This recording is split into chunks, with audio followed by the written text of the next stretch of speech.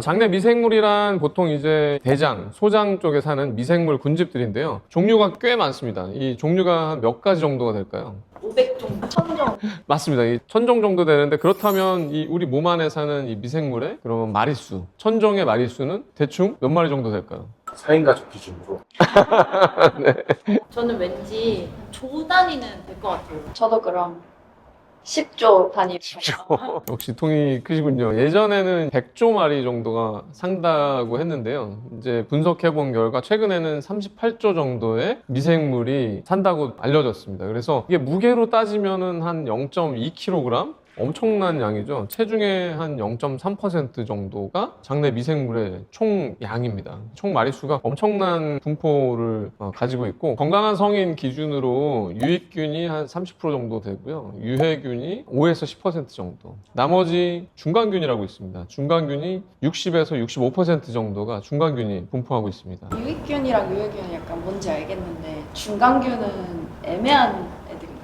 얘네들은 기회주의자 같은 균들인데요. 어떤 때는 환경이 유익균에 좀 더 유리하면 유익균에 붙었다가, 유해균에 좀 더 유리한 나쁜 환경이면 유해균에 붙었다가 해서 중간균의 역할이 굉장히 중요한데, 조금 더 강한 작용을 하게끔 하는 것이 바로 중간균의 역할인데, 무게로 따지거나 종류 마리수에 따지거나 제일 많은 분포를 하거든요. 그래서 얘네들이 상황에 따라서 유익균의 기능을 할 수도 있고 유해균의 기능을 할 수도 있고, 이것이 바로 중간균의 역할인 거죠. 유익균이라고 한다면 저희가 보통 요거트에 볼 수 있는 비피더스균 같은 균인가요? 네, 맞아요. 그러니까 유익균은 보통은 비피더스균, 락토바실러스균 같은 이런 균들이 대표적인데요. 이런 균들의 기능은 면역 강화를 해주고, 또 장내 컨디션을 좋게 해주고, 또 염증을 가라앉혀주고, 또 이 장의 어떤 면역 기능들을 굉장히 높여주고, 또 비타민의 생성도 도와주는 이러한 균들이 바로 유익균입니다. 유해균은 저희가 흔히 아는 뭐 대장균 같은 것들인가요?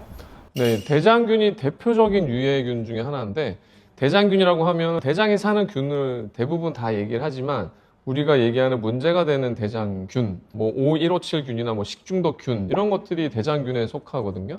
근데 우리 몸속에서 있는 가장 대표적인 유해균 중에 하나가 클로스트리디움균이나 일부 대장균, 이와 같은 것들이 독소와 가스를 만들고 또 염증을 유발시키는 유해균에 속합니다. 그러면 중간균들이 좀 유익하게 뭔가 활동을 시키기 위해서는 유익균을 조금 더 늘리는 쪽으로 저 대장을, 그 환경을 만들어줘야 돼요. 맞아요. 정확하게 제가 말씀드리고 싶은 걸 먼저 말씀해 주셨는데, 유익균을 더 증강시키게 중간균이 유익균의 역할을 할 수 있는 그 환경을 만들어주는 거, 유익균이 조금 더 많은 기능을 할 수 있는 환경을 만들어주는 것이 굉장히 중요한 장 건강의 어떤 방향으로 되어 있습니다. 선생님, 근데 유해균은 저희 몸에 그렇게 좋은 균이 아닌데 꼭 5에서 10%가 존재를 하고 있어야 되는 건가요?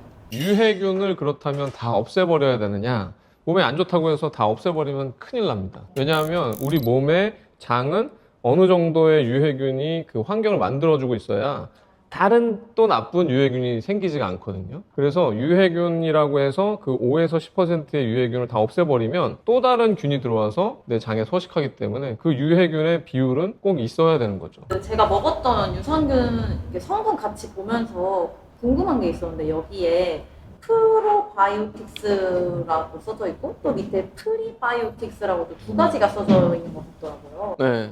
뭔가 두 개 다 되게 들어본 말 같은데 혹시 어떤 차이가 있는 건지 좀 궁금해요. 프로바이오틱스는 그 유산균 자체를 프로바이오틱스라고 하고, 프리바이오틱스는 그 유산균이 좋아하는 먹이로 이루어진 올리고당, 뭐 당 성분의 식이섬유나 이런 것들을 프리바이오틱스라고 하는 거죠. 헷갈려 하시는데 사실은 뭐 외울 필요는 없습니다. 근데 얘네들이 유산균만 있을 때는 장내에서 제대로 작용을 못 하겠구나, 그럼 이 유산균이 좋아하는 먹이들을 같이 줘야겠구나 하는 개념인 거죠. 그럼 관심 있으신 분들은 뭐 두 가지를 정말 다 챙겨 드시는 분들도 계시겠네요. 그렇죠. 두 가지를 항상 같이 드시는 게 사실은 좋습니다. 선생님, 그럼 저 혹시 질문이 있는데, 된장이나 김치 같은 거 말씀해 주셨는데 된장찌개 같은 건 끓여서 먹잖아요. 유산균은 이렇게 뭔가 열을 가해서 먹어도 파괴되거나 뭐 손상되거나 그러진 않는 건가요? 유산균이 열에 굉장히 취약합니다. 그래서 유산균이 열에 굉장히 취약하고, 사실은 이제 된장찌개는 유산균이 거의 다 죽게 되거든요. 치즈, 뭐 된장, 우리가 된장 이렇게 찍어서 먹으면 유산균을 그대로 먹는 거고 치즈도 생치즈를 먹으면 가공하지 않은 끓이지 않은 치즈를 먹으면 유산균도 같이 들어가는 거죠. 대표적으로 또 요거트나 그릭 요거트들도 프로바이오틱스를 같이 섭취하는 거죠. 다들 유산균 잘 챙겨 드시나요? 그 가루로 된 제품 이렇게 스틱형으로 돼 있는 거 사서 먹고 있거든요. 근데 제가 느꼈을 때 되게 달고 맛있어서 이거 먹어도 되는 건가? 그러니까 먹어도 이게 유산균의 역할을 제대로 하니까 의심이 들 때가 있어요. 저는 약간 한때는 주기적으로 먹었는데 효과를 잘 못 느끼겠다고 생각을 해가지고. 사실 유산균은 바로 그냥 감기약처럼 한번 먹는다고 해서 바로 좋아지거나 그런 제품이 아니거든요. 제가 이제 보면은 환자분들도 그렇고 장 트러블이 있으신 분들이 제일 많거든요. 근데 이분들이 가장 고민하고 또 힘들어하시는 게 장 트러블인데 그때 이런 대중적인 요구르트, 그릭 요거트, 뭐 일단 편의점에서 있는 흔한 이런 요거트 제품들, 유산균 음료들을 많이 여쭤보세요. 근데 오히려 이런 유산균 음료를 드시고서 오히려 배에 가스가 차거나 아니면 배가 조금 별로 호전이 없다 이런 경우들이 많아서 그때는 한번 성분을 한번 보시라고 하거든요. 그러니까 유산균 음료 중에서는 대부분은 우리가 변비로 고생하시는 분들이 많아서 오히려 설사를 하시는 분들이 이 유산균 음료를 드실 때 장 트러블이 더 심해지는 경우가 있어요. 설사를 하시는 분들이 드시면 안 되는 성분들이 여기에 있는 경우가 있거든요. 그래서 변비를 오히려 조금 개선시키는 약 성분 같은 것들이 첨가가 되어 있는 경우가 있어요. 그리고 대부분은 달달한 맛을 느끼게 하기 위해서 여러 당 성분들이 섞여 있는 부분들이 있고 또 유당이 같이 섞여 있는 부분들, 우유 성분이기 때문에 유제품이 같이 있다고 봐야죠. 그래서 오히려 장 트러블이 있는 분 중에서 유당 불내증이나 우유 성분을 먹었을 때 장 트러블이 생기는 분들은 이런 음료들이 맞지가 않는 거죠. 근데 장 건강은 거창한 변화보다 매일의 작은 선택이 쌓여서 만들어집니다.